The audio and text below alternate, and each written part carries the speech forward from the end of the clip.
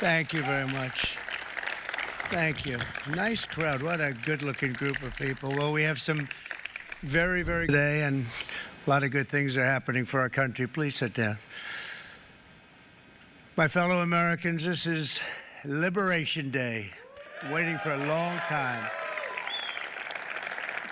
April 2nd, 2025 will forever be remembered as the day American industry was reborn, the day America's destiny was reclaimed, and the day that we began to make America wealthy again. We're going to make it wealthy, good and wealthy. For decades, our country has been looted, pillaged, raped, and plundered by nations near and far, both friend and foe alike. American steel workers, auto workers, farmers, and skilled craftsmen, we have a lot of them here with us today.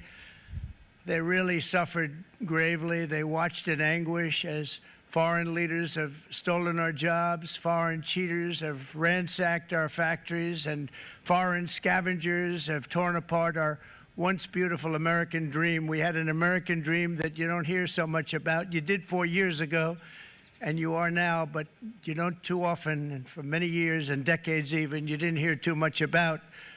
Our country and its taxpayers have been ripped off for more than 50 years, but it is not going to happen anymore. It's not going to happen.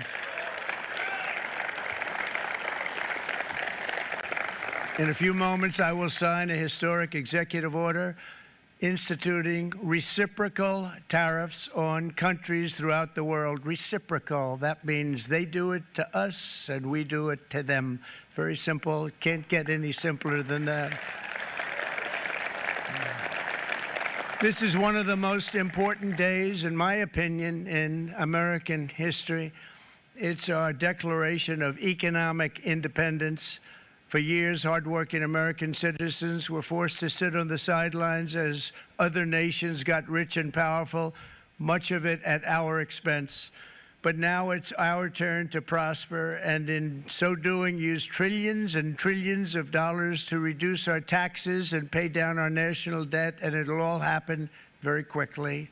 With today's action, we are finally going to be able to make America great again, greater than ever before.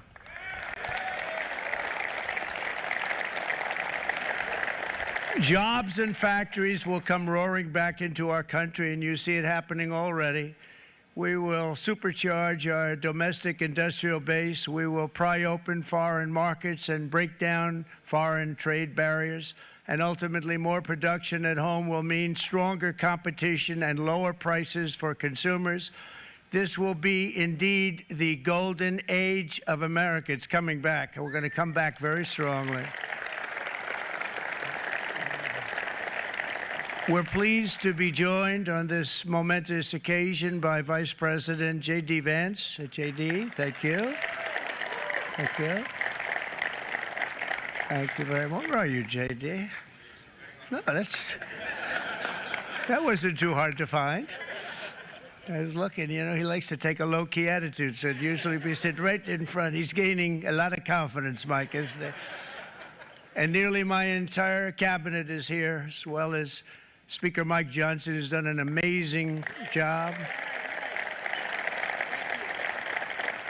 And with the great success we had last night in Florida, we have a majority of 7. And 7's like a lot when we had it at 1, right? You've done a fantastic job. And many of the members of the House and Senate are with us. Senators, congressmen, thank you all for being with us. We appreciate it. For decades, the United States slashed our trade barriers on other countries, while those nations placed massive tariffs on our products and created outrageous non-monetary barriers to decimate our industries. And in many cases, the non-monetary barriers were worse than the monetary ones. They manipulated their currencies, subsidized their exports, stole our intellectual property, imposed exorbitant VAT taxes to disadvantage our products, adopted unfair rules and technical standards, and created filthy pollution havens. They were absolutely filthy, but they always came to us and they said, we're violating, we should pay for it. It's all detailed in a very big report by the U.S. Trade Representative on Foreign Trade Barriers. and I'll just hold it up for you. It's available, and you don't have to pay too much. As I understand it, you'll pay nothing. It's a lot of work for something, actually, because it's a special book. It's frankly, it's very upsetting when you read it, when you see what people have been doing to us for 30 years. This all happened with no response from the United States of America, none whatsoever. But those days are over. Let me offer just a few examples of the vicious attacks our workers have faced for so many years. The United States charges other countries only a 2.4 tariff on motorcycles. Meanwhile, Thailand and others are charging much higher prices, like 60%. India charges 70%. Vietnam charges 75%, and others are even higher than that. Likewise, until today, the United States has for decades charged a 2.5 tariff. Think of that, 2.5% on foreign-made automobiles. The European Union charges us more than 10% tariffs, and they have 20% VATs, much, much higher. India charges 70%, and perhaps worst of all are the non-monetary restrictions imposed by South Korea, Japan, and very many other nations. As a result of these colossal trade barriers, 81% of the cars in South Korea are made in South Korea. 94% of the cars in Japan are made in Japan. Toyota sells 1 million foreign-made automobiles into the United States, and General Motors sells almost none. Ford sells very little. None of our companies are allowed to go into other countries. And I say that, friend and foe. And in many cases, the friend is worse than the foe in terms of trade. But such horrendous imbalances have devastated our industrial base and put our national security at risk. I don't blame these other countries at all for this calamity. I blame former presidents and past leaders who weren't doing their job. They let it happen, and they let it happen to an extent that nobody can even believe. That's why, effective at midnight, we will impose a 25% tariff on all foreign-made automobiles.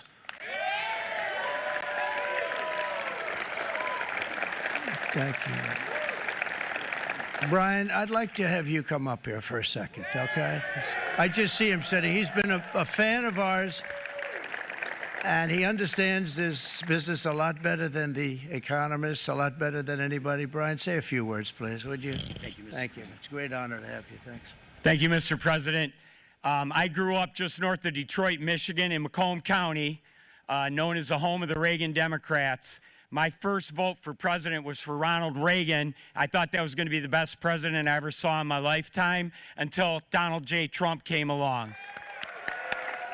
I have watched my entire life, I have watched plant after plant after plant in Detroit and in the metro Detroit area close. There are now plants sitting idle. There are now plants that are underutilized, and Donald Trump's policies are going to bring product back into those underutilized plants. There's going to be new investment. There's going to be new plants built.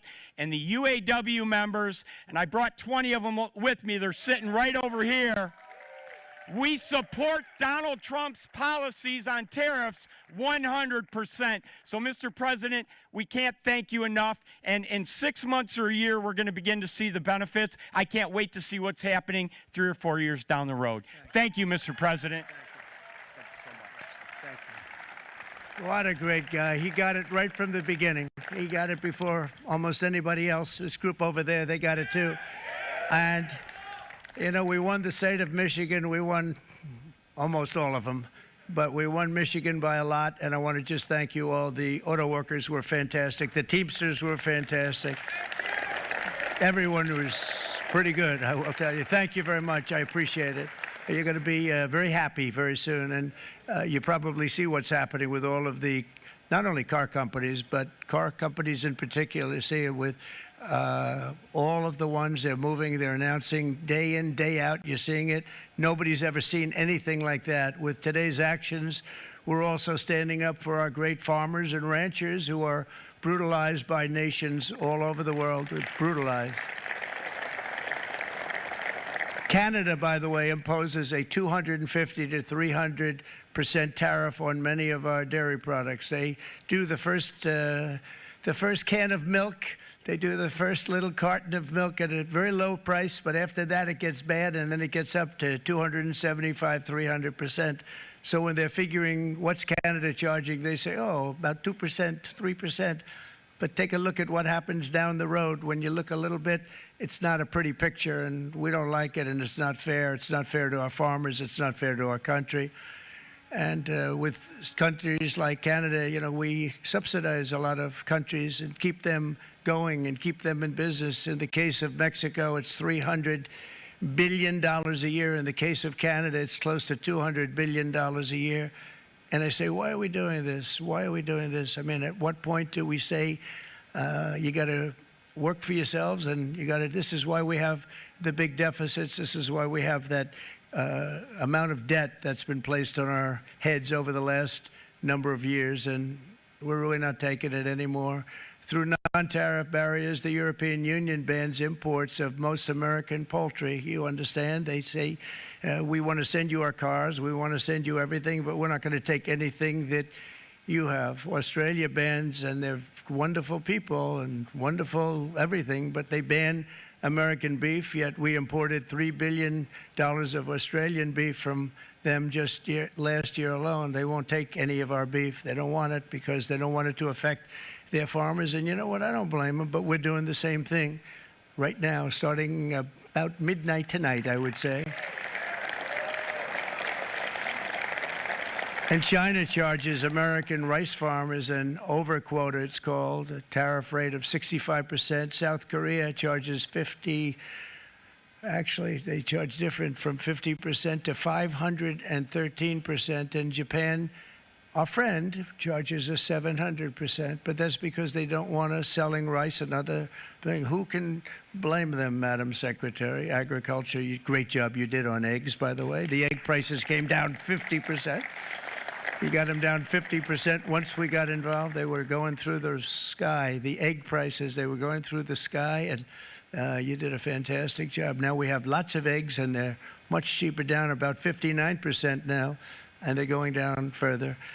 We charge 2.8% for so many things that other countries are charging 200%, 300%, and 400% for. If imposing tariffs and protective barriers made nations poor, then every country on earth would be racing to eliminate these policies, and China would be the first on line. They run a very strong country, but they're not first in line, and the American people are paying a very big price.